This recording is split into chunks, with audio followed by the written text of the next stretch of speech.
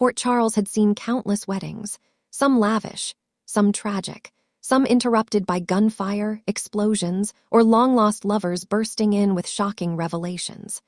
But none had carried the strange mixture of dread, determination, and fragile hope that lingered in the air the morning Willow Tate prepared to marry Drew Kane. No string quartet, no floral archway, no Quartermain mansion full of bickering relatives and spilled champagne. This was a wedding arranged for one reason alone: survival. Willow stood in front of her mirror at Michael's apartment, smoothing the simple ivory dress that Carly had dug out of a storage trunk. It wasn't fancy, just soft satin with a fitted waist, but in her eyes it felt wrong, like she was putting on armor rather than a wedding gown. Carly, seeing the tenseness in Willow's shoulders, reached out gently. "You're doing the right thing," she whispered. "This protects you, it protects the kids, and Drew, he wants to help." Willow swallowed. "He's giving up so much to save me." "Drew doesn't see it that way," Carly said softly. "He sees a chance to protect family and to stop Nina from having any leverage over you ever again." At the mention of Nina's name, Willow's jaw tightened. The explosive fallout of Nina calling the SEC, Drew's prison trauma, the custody battles that never seemed to end, every thread of chaos tracked back to her. And now, after months of rebuilding, Nina had come after her again. A legal loophole, a custody petition, an attempt to gain court-ordered access to Wiley and Amelia by leveraging her biological connection to Willow.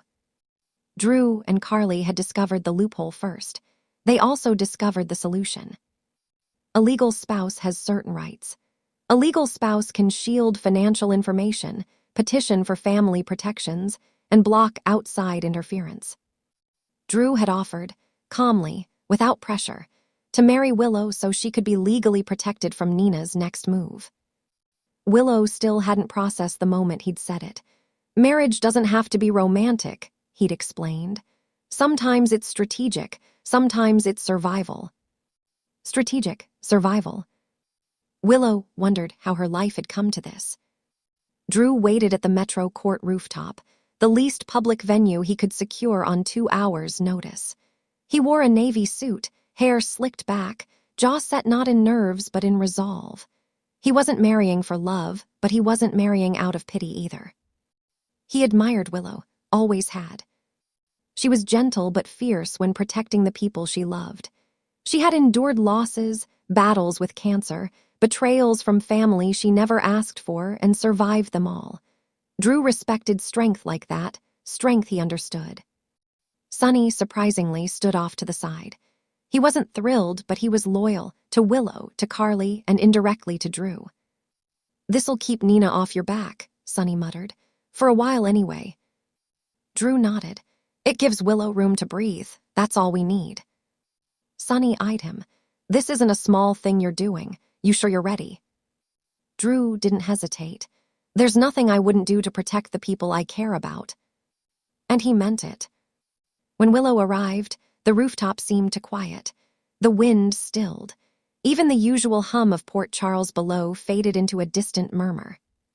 Drew offered a warm, steady smile, the kind that said, "You're safe with me. We're going to get through this." Willow stepped forward, her heart thudding. "Thank you," she whispered. "You don't have to thank me," Drew said. "Your family." The officiant, a retired judge who owed Carly a favor, opened a small leather folder. "We are gathered here today." The words felt surreal. Willow glanced at Drew, wondering if she was doing the right thing, wondering if she was betraying Michael even though he had been the one urging her to protect herself. Michael stood on the opposite side, hands clasped, expression somber but supportive. He had told her only hours earlier, "I'd rather lose the title of husband than lose you. Choose life. Choose safety. I'll still be here." That had broken her heart, almost as much as it had strengthened her. The officiant continued. "This union is based on mutual trust, protection, and commitment to family. Not love. Not passion. Not destiny. But something solid, something necessary." Drew squeezed her hand, not romantically but reassuringly. When it came time for vows, Willow and Drew exchanged only the lines required by law. No embellishments, no poetry, no promises beyond the ones the court needed to recognize.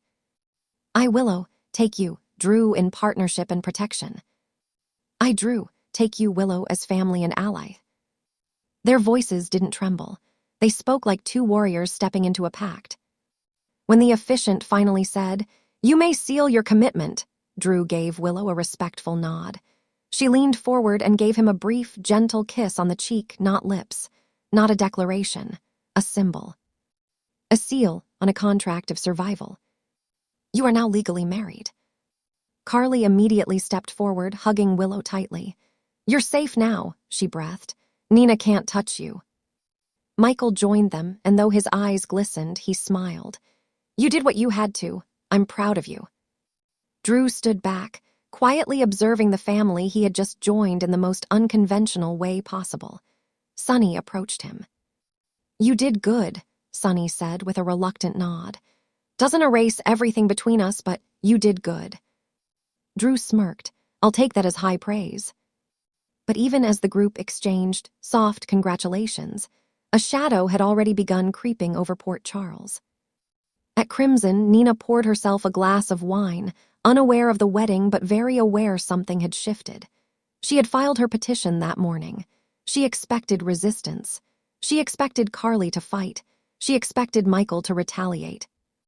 But she didn't expect Drew's legal team to file a countermotion within minutes, one that only a spouse could authorize. What is going on? Nina whispered as she scanned the notice again. Her eyes widened. Willow married Drew. Her breath caught, her hands trembled. The wineglass nearly slipped from her fingers. No, she wouldn't do that. Not to me. But she had. And the realization shattered something inside Nina.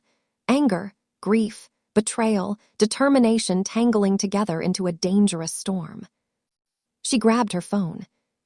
Martin, she growled when her attorney answered. Change of plans, I want to escalate. Port Charles was about to erupt again. As the sun set over the Metro Court rooftop, Willow stood beside Drew, newly married but emotionally exhausted. Do you think this will work? She asked quietly. Drew nodded. It buys you time, it gives you power, and you're not alone. Willow looked out over the city she'd fought so hard to build a life in. I hope, she whispered, that this wedding doesn't cost us more than it saves. Drew slipped his hands into his pockets, his expression thoughtful. Whatever it costs, we'll handle it, together. A strategic alliance. A shield. A marriage born from necessity. But in Port Charles, even strategic marriages come with consequences. And this one was only the beginning.